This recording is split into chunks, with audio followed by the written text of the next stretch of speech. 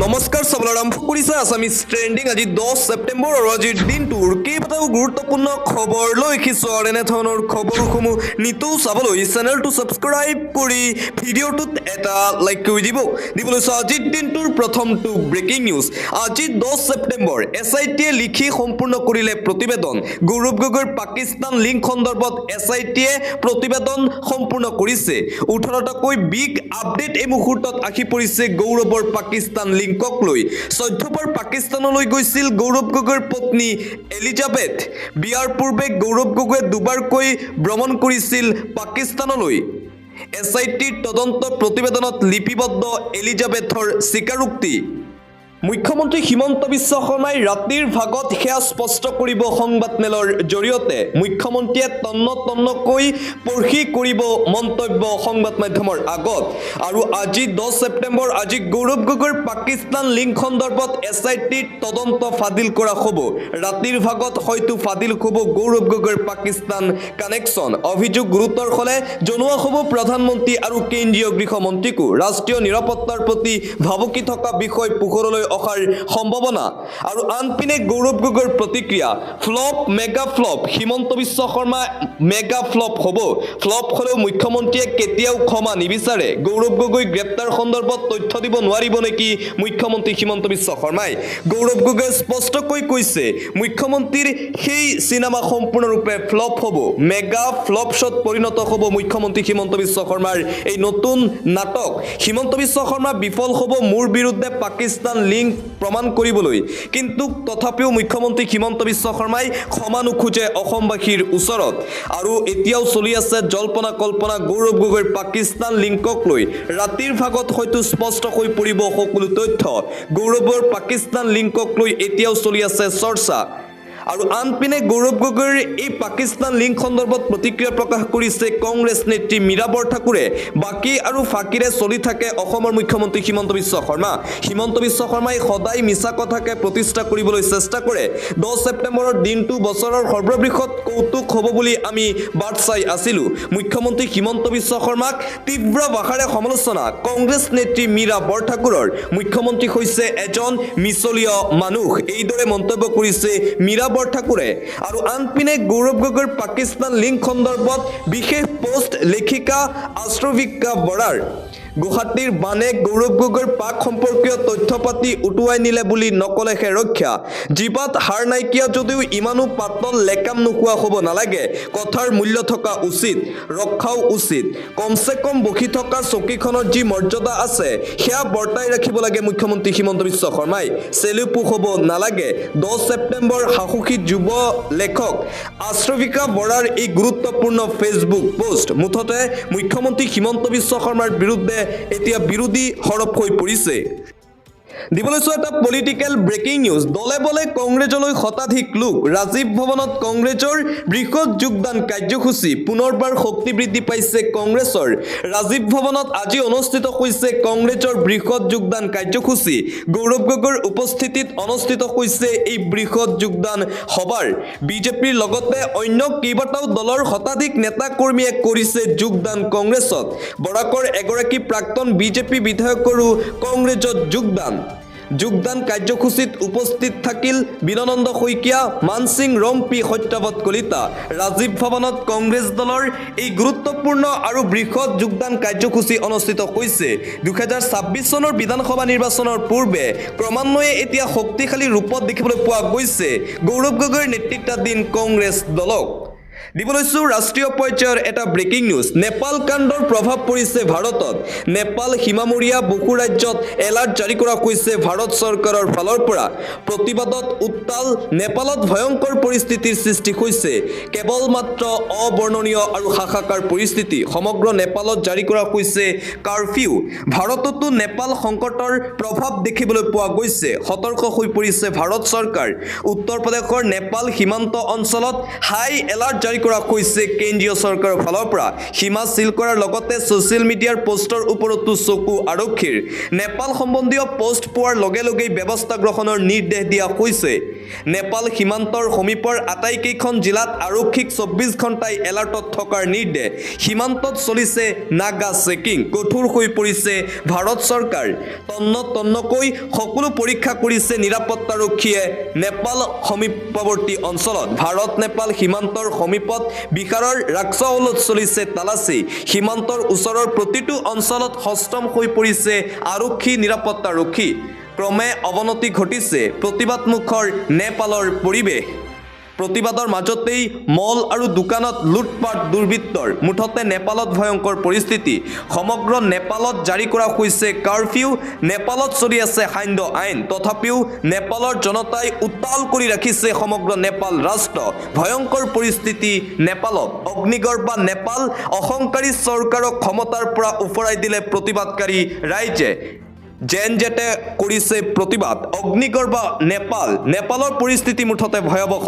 অহংকাৰী পতন মাতিলে নেপাল চৰকাৰলৈ অহংকাৰী চৰকাৰক ক্ষমতাৰ পৰা উফৰাই দিলে প্ৰতিবাদকাৰী জনতাই 24 ঘণ্টাত থানবান হৈ গ'ল কেপি শৰ্মা অলিৰ চৰকাৰ জেনজেটৰ গৰ্জনত শেষ হৈ গ'ল নেপাল চৰকাৰ দুৰ্নীতিৰ বিৰুদ্ধে শতিকাৰ অন্যতম বৃহৎ প্ৰতিবাদ নেপাল ৰাষ্ট্ৰত অৱসান হোৱাৰ দিশে নেপালৰ জেনজেটৰ প্ৰতিবাদ আৰু নেপালত এতিয়াও অব্যাহত আছে প্ৰতিবাদ আৰু আনকি নেপাল চৰকাৰৰ বহু মন্ত্ৰী বিধায়কক গুৰুলকৈ প্ৰহাৰ কৰিছে উত্তেজিত প্ৰতিবাদকাৰী ৰাইজে ৰাস্তাৰ মাজতেই প্ৰহাৰ কৰিছে দুৰ্নীতিগ্ৰস্ত নেতা মন্ত্ৰীসকলক মুঠতে নেপাল চৰকাৰত যিসকল মন্ত্ৰী আছিল তেওঁলোক এতিয়া মহা বিপদত পৰিছে হেলিকপ্টাৰেৰে বাহিৰলৈ উৰা মাৰিছে নেপালৰ মন্ত্ৰী বিধায়কসকল অন্তৱৰ্তীকালীন চৰকাৰ গঠন হোৱাৰ কুচকাজ আৰম্ভ হৈছে নেপালত বাংলাদেশৰ দৰে নেপালতো হ'ব অন্তৱৰ্তীকালীন চৰকাৰ আৰু নেপালত হাহাকাৰ পৰিস্থিতি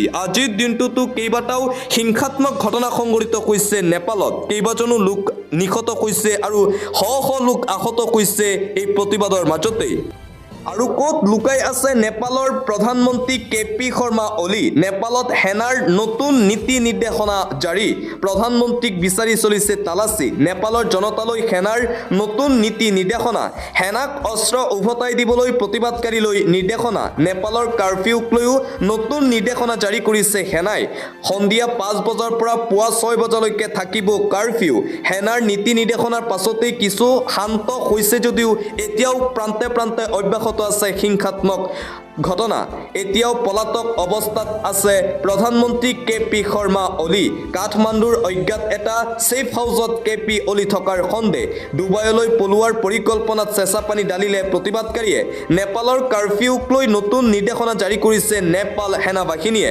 মুঠতে কিছু পৰিমাণে যদি শান্ত হৈছে নেপালৰ পৰিস্থিতি কিন্তু নেপালৰ কেইবাটাও প্ৰান্তত এতিয়াও অব্যাহত আছে হিংসাত্মক ঘটনা আন এটা ব্ৰেকিং নিউজ ৰাজ্য চৰকাৰৰ নতুন কঠোৰ স্থিতি 10 দিনত অসম এৰিব লাগিব বিদেশীয়ে এনআৰচিত নাম থাকিলেও এতিয়াৰে পৰা আপুনি স্বদেশী হৈ নাযায় এনআৰচি আৰু অনুপ্ৰৱেশকাৰীক লৈ ডাঙৰ ঘোষণা কৰিছে মুখ্যমন্ত্ৰী হিমন্ত বিশ্ব শৰ্মাই ৰাজ্যত নাথাকিব এজন বিদেশী নাগৰিক ঐতিহাসিক সিদ্ধান্ত গ্ৰহণ কৰিছে হিমন্ত বিশ্ব শৰ্মাৰ বিজেপি চৰকাৰে 1971 চনৰ পিছত অহা সকলো বিদেশীক বহিষ্কাৰ কৰিব ৰাজ্য চৰকাৰে এজনো বাংলাদেশী থাকিব নোৱাৰিব অসমত যদিহে বাংলাদেশী চিনাক্ত হয় তেন্তে 10 দিনৰ ভিতৰত অসমৰ পৰা খেদা খাব লাগিব বাংলাদেশী লোক কেইজন আৰু বিদেশী ন্যায়াধিকৰণত এতিয়াও 82,000 কেছ পেন্ডিং হৈ আছে 1950 আইন প্ৰয়োগ কৰিব ৰাজ্য চৰকাৰে কঠোৰ হৈ পৰিছে হিমন্ত বিশ্ব শৰ্মাই কৈছে এনআৰচিত যদি নাম আছে তথাপিও প্ৰকৃত ভাৰতীয় নাগৰিক হ'ব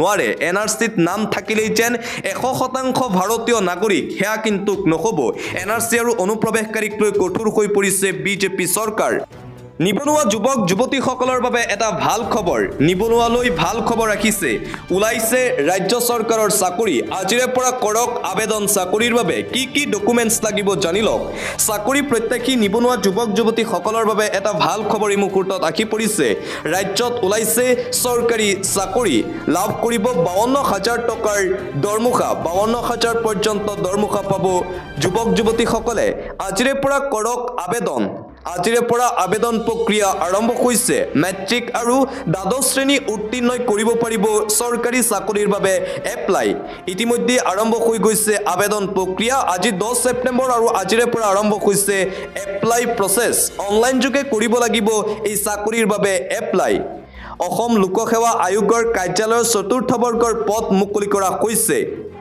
আবেদনৰ অন্তিম তাৰিখ 9 অক্টোবৰ 2025 যিসকল নিবনুৱা যুৱক যুৱতী আছে সেই নিবনুৱা যুৱক যুৱতীসকলৰ বাবে এই ভাল খবৰ আহি পৰিছে অন্য এটা খবৰ মিত্ৰ দলৰ নেতা কৰ্মীৰ মাজতেই সংঘাত ইউপিপিএল ভাৰতীয় জনতা পাৰ্টিৰ নেতা কৰ্মীৰ মাজত প্ৰচণ্ড মাৰপিটৰ ঘটনা সংঘটিত হৈছে পুনৰবাৰ হিংসাত্মক ঘটনা মুখ্যমন্ত্ৰীৰ আগমনৰ পূৰ্বে মিত্ৰ দলৰ নেতা কৰ্মীৰ মাজতেই তুমুল সংঘাত বৃহস্পতিবাৰে নিৰ্বাচনী প্ৰচাৰ চলাবলৈ ডিমাকুছিলৈ আহিব মুখ্যমন্ত্ৰী হিমন্ত বিশ্ব শৰ্মা তাৰ প্ৰাক্ষণত মিত্ৰ দলৰ নেতা কৰ্মীৰ মাজত প্ৰচণ্ড মাৰপিটত আহত হৈছে 4জন হাতে হাতে লাঠি লৈ ইউপিপিএলৰ কৰ্মীয়ে বিজেপিৰ কৰ্মীক আক্ৰমণ কৰাৰ অভিযোগ দুখনকৈ গাড়ীও ভাঙি চুৰমাৰ কৰি পেলালে ইউপিপিএলৰ উদত্ত কৰ্মীয়ে হাতে হাতে লাঠি লৈ ইউপিপিএলৰ কৰ্মীয়ে আক্ৰমণ কৰাৰ অভিযোগ উত্থাপন কৰিছে বিজেপিৰ কৰ্মীয়ে ইউপিপিএল কৰ্মীৰ প্ৰকাৰত আহত গৌতম দৈমাৰী সুব্ৰতম বড়ো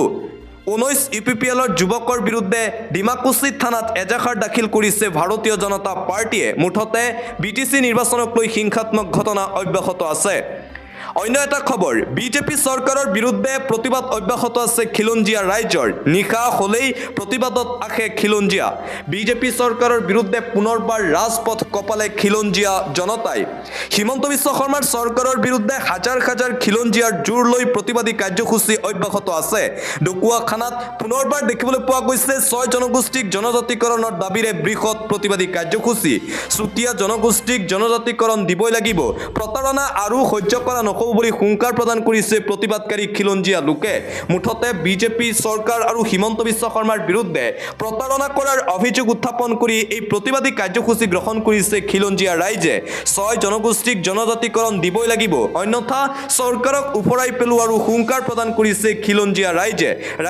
ৰাজ্যৰ প্ৰান্তে প্ৰান্তে 6 জনগোষ্ঠীক জনজাতিকৰণৰ দাবীৰে প্ৰতিবাদী কাৰ্যসূচী অব্যাহত আছে দিবলৈছো এটা জৰুৰী খবৰ গাখুৰি বিক্ৰীত প্ৰশাসনৰ নিষেধাজ্ঞা জাৰি ক'ত ক'ত কৰা হ'ল গাখুৰি মাংস বিক্ৰী নিষিদ্ধ জানিলক সবিশে পুনৰ গাখুৰি মাংস বিক্ৰীত প্ৰশাসনে জাৰি কৰিলে নিষেধাজ্ঞা গাখুৰি মাংস খাই ভাল পোৱা লোকলৈ বেয়া খবৰ প্ৰশাসনৰ সম্পূৰ্ণৰূপে নিষেধাজ্ঞা জাৰি কৰিছে গাখুৰি ক্ৰয় আৰু বিক্ৰীত গাখুৰি বেচা কিনাৰ লগতে গাখুৰি মাংস বিক্ৰীৰ ক্ষেত্ৰতো নিষেধাজ্ঞা জাৰি কৰিছে প্ৰশাসনে সোয়াইন ফ্লুৰ আতংকৰ বাবে গাখুৰি বেচা কিনাত নিষেধাজ্ঞা জাৰি কৰা হৈছে প্ৰশাসনৰ ফালৰ পৰা গাখুৰিৰ দেশত সোয়াইন ফ্লুৰ অৱস্থিতি ধৰা পৰাত প্ৰশাসনৰ এই জাননী জাৰি আক্ৰান্ত অঞ্চলৰ 10 কিলোমিটাৰ ভিতৰত কিনা বেচা কৰিব নোৱাৰিব গাখুৰিৰ মাংস ধেমাজি প্ৰশাসনে জনসাধাৰণলৈ জাৰি কৰিছে এই জৰুৰী জাননী পৰৱৰ্তী খবৰ ৰাইজৰ স্বাৰ্থত ভাঙি দিয়া হ'ল মুখ্যমন্ত্ৰীৰ আৱাসগৃহ চৌহদৰ দেৱাল